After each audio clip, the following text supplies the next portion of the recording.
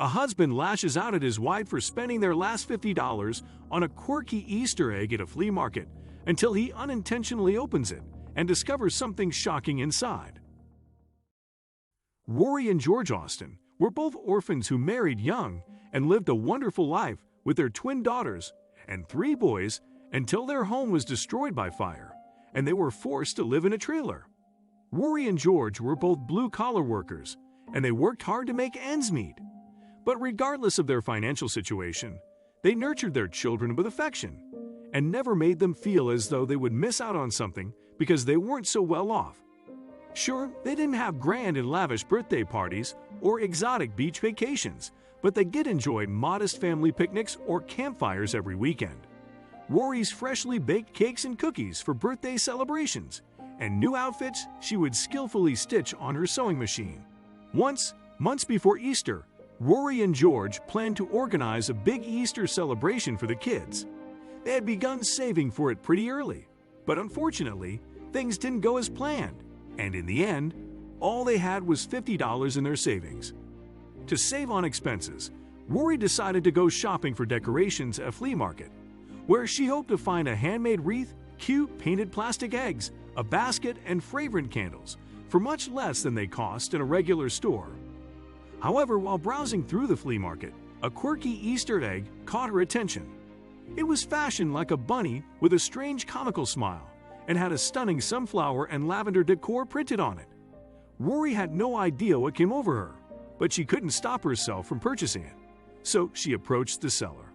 "How much for the egg?" she inquired. The old man selling it handed it to her, and she turned it in her hand, swiftly running her eyes over it to verify it wasn't damaged. "That's a wonderful choice, Mom," the seller smiled. "I would have sold it for $70, but I'll give you a special Easter discount and make it $50. $50, gasped Rory. "That's far too much." "Oh, I'm sure you could cut it a little," she said sweetly, hoping to persuade the merchant, but it was all in vain. $50 is the final price, ma'am.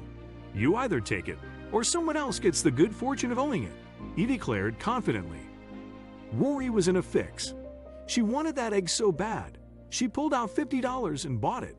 When she got home, and George discovered she'd spent their last $50 on one egg, his rage knew no bounds. $50. Rory, are you out of your mind? You were taken for a ride by that man. $50 for a weird egg? Oh, George, come on. I know it looks crazy, but look at the bunny. It's hilarious. I'm sure the kids would love it. Funny my foot. Rory, you know we've been saving for this Easter for so long. How could you even? George was so furious that he snatched the egg from Rory's hand to throw it on the floor. But suddenly, he heard something. A clinking sound coming from within. When he examined the egg again, he realized that its rabbit stomach had shifted slightly. It has something inside, George stated, twisting the upper half of the egg and causing it to click open. Inside, Rory and George discovered a pendant, a gleaming piece that appeared to be made of diamond. A pendant? Rory wondered. It looks lovely. Someone must have left it inside. Who gives a damn? George laughed.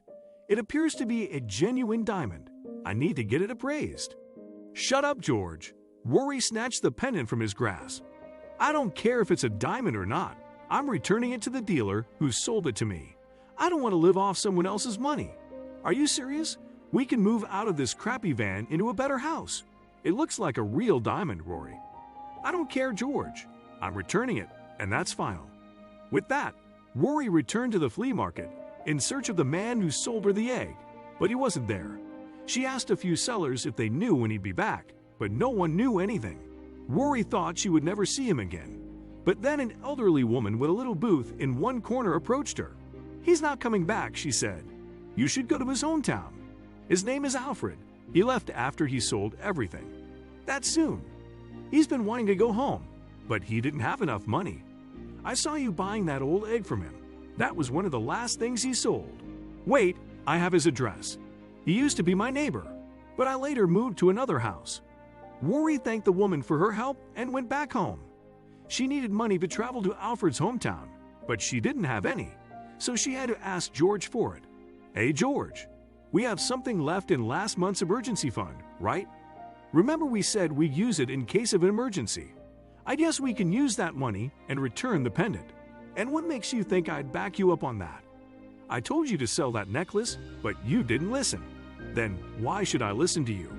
He snarled. "That's because our decision as elders matters for our children, George." She took his hands in hers and patiently explained, "Do you want our children to see us as people who take advantage of others? We should give it back for our children's sake and set a good example for them, George. Listen, Easter is just around the corner, and I'm sure God had some plans for us to do something good, which is why we came across this egg. Can we please go to his hometown?" Having calmed down a little and realizing he wasn't right, George agreed to Rory's request. That Saturday, when they visited Alfred in his hometown to return the pendant, he couldn't contain his tears. "You came here all this way for this? Oh, thank you, thank you. This pendant isn't like any other, by the way. It's a real diamond pendant, and it's very special for me." He opened the pendant and showed them a photograph inside. "You see this? That's my wife and daughter. I lost them both years ago in a car crash." George and Rory exchanged a pitiful glance. "We're so sorry," Rory said. "Oh, there's no need for that. Come on in. Let me make you some tea, and we can have some cookies as well. Okay, children." Alfred smiled brightly at George and Rory's kids. As Alfred brought them tea, George made the old man an offer. "Well, sir," he said, "I hope you don't mind if we ask you to join us for Easter celebrations this year. My wife and I are both orphans, and our children have never had grandparents." "Oh, I would love that," Alfred said, smiling. "Thank you, children." Alfred spent Easter with Rory and George that year, and to this date, the pair considers it the best Easter they'd ever had. Perhaps it was the feeling that they had done the right thing, which is why having Alfred with them made them feel better. From then on, Rory and George paid Alfred visits during their children's summer vacations, and the youngsters began to affectionately refer to him as Grandpa Alfred. Years went by like that until one day when Alfred left for his heavenly home. George and Rory handled his burial arrangements and buried the pendant with him. A few days after the funeral, Alfred's lawyer sent them an envelope. Inside, they found a letter written by Alfred along with a set of documents. "Dear Rory and George, thank you for brightening my life when this elderly man had no will to live. I shall be eternally grateful for what you have done for me, so I decided to repay your kindness by leaving you a small gift inside the envelope. There, my house's property paperwork. I hope this helps you and that you and your children have a better life. With love, Alfred Thomas." Good deeds come back to you in one way or another.